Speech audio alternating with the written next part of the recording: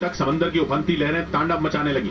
लहरों के शोर की वजह से मंदिर परिसर में खड़ा तक होना मुश्किल हो गया। वक्त मैं मौजूद हूँ देवभूमि द्वारका में और तस्वीरें यहाँ पर रोंगटे खड़े करने वाली है और ये तस्वीरें डरा रही है, ये तस्वीरें चुनौती को बढ़ा रही है।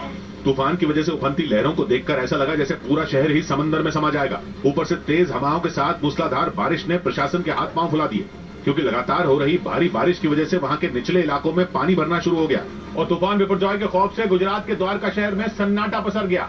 डर की वजह से समंदर के किनारे मौजूद इलाकों को खाली करा लिया गया, क्योंकि मौसम विभाग के मुताबिक बिपरजॉय से सबसे ज्यादा तबाही की आशंका द्वारका में ही जताई गई थी, जिसका असर भी वहां दिखना शुरू हो गया, क्योंकि जैसे जैसे तूफान गुजरात के नजदीक पहुंचने लगा वहां भारी बारिश शुरू हो गई। बिपरजॉय के आने से वहां तूफानी हवाएं चलने लगी, जो अपने साथ सब कुछ उड़ा ले जाने पर आमादा दिखी। तेज हवाओं के साथ आप देख सकते हैं यहाँ पर खड़े रहना भी बेहद मुश्किल हो गया है, क्योंकि असर बिपरजॉय का दिखना पूरी तरीके से शुरू हो चुका है। ये पूरा इलाका वीरान है।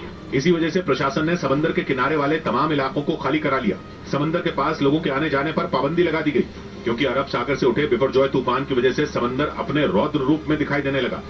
क्योंकि बिपरजॉय के टकराने से पहले ही गुजरात के द्वारका में तबाही मचनी शुरू हो गई, क्योंकि तूफान के नजदीक पहुंचने के साथ ही वहां तेज हवाओं के साथ हो रही मूसलाधार बारिश ने पूरे शहर को झकझोर कर रख दिया।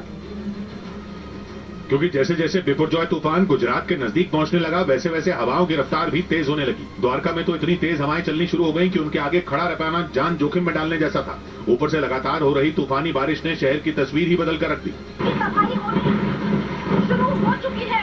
ये तस्वीरें आप देख लीजिए, क्योंकि यहाँ पर हवाओं की रफ्तार काफी ज्यादा है और अपने आप को संभालना बेहद मुश्किल हो रहा है। द्वारका से जो तस्वीरें सामने आई उन्हें देखकर लोगों के रोंगटे खड़े हो गए, क्योंकि तूफान के पहुंचने से पहले ही हवाओं ने वहां तांडव मचाना शुरू कर दिया। लोहे के गेट हैं, ग्रिल्स हैं, ये टूट चुकी है पूरी तरीके से। यहाँ पर आप देखेंगे ये पेड़ किसी भी वक्त गिर सकता है। मतलब चक्रवाती तूफान के दस्तक देने से पहले ही द्वारका शहर में तबाही मचनी शुरू हो गई। हालांकि प्रशासन ने किसी भी तरह के हालात से निपटने के लिए वहां एनडीआरएफ और एसडीआरएफ की टीमें तैनात कर दी, लेकिन वह हालात इतने खतरनाक थे कि गुजरात के द्वारका में चक्रवाती तूफान बिपरजॉय की वजह से एक भारी भरकम पेड़ जड़ से उखड़ गया। नागेश्वर ज्योतिर्लिंग मंदिर के पास तेज हवा में पेड़ टिक नहीं पाया, उखड़कर बीच सड़क पर गिर गया, जिसका डरा देने